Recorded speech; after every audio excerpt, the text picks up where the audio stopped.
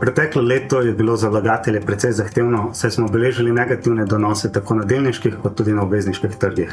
Negativni donosi so bili predvsem posledica restriktivne politike centralnih bank, ki je bila primorana zaradi visoke inflacije, ki je posledica rusko-ukrajinskega spora in pa visokih cen energentov, nekako zaustaviti inflacijo z dvigovanjem obrestnih mer, kar se je negativno odrazilo na trgu. Beležili smo pozitivne donose nafte in pa železove rude. Evro je izgubil nekaj proti dolarju, po drugi strani pa pridobil nekaj proti jenu in britanskemu funtu.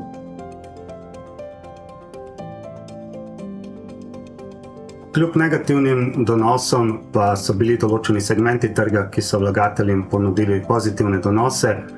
Recimo izstopa sektor energija, ki je v preteklem letu beležil skoraj 50% rast.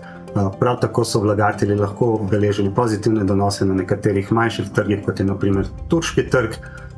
Nekako ničelni donos pa so dobili vlagatelji, ki so vlagali v zlato, ker je cena zlata na koncu leta postala na praktično enakih ravneh, kot je bila na začetku leta.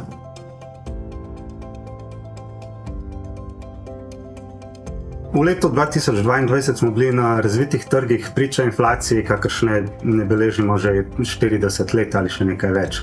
Tako da vlagatelji so se malo prestrašili, ampak vsekakor smo vrh inflacije najbrž že doživeli, tako da za prihodnje leto pričakujemo nižjo inflacijo.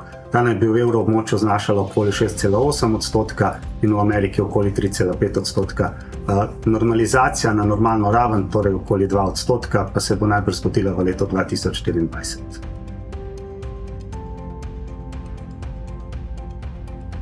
Za leto 2024 so pričakovanja glede donosov pozitivna.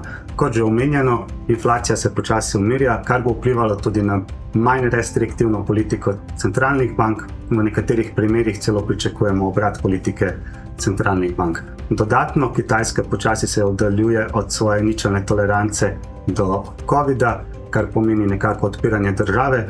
Sočasno s tem pa je v preteklem letu prišlo tudi do nekako popustitve krča v globalnih oskrbovalnih verigah, kar se jasno kaže tudi v cenah ladijskih prevozov, ki so od izbruha krize močno porasli, v preteklem letu pa močno upadli. Dodatno so pričakovanja glede rasti BDP globalno pozitivna, pričakujemo nekje 2 do 2,4% globalno rast BDP-ja, čemer pa bodo največ prispevali trgi v razvoju, kjer bo rast BDP-ja približno 4%, nekoliko manj pa razviti trgi.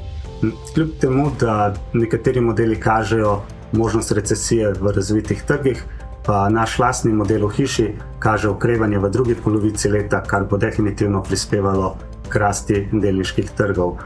Prav tako pa, kot že omenjeno, manj restriktivna politika bo pozitivno vplivala tudi na rast teh na obvezniških trgih.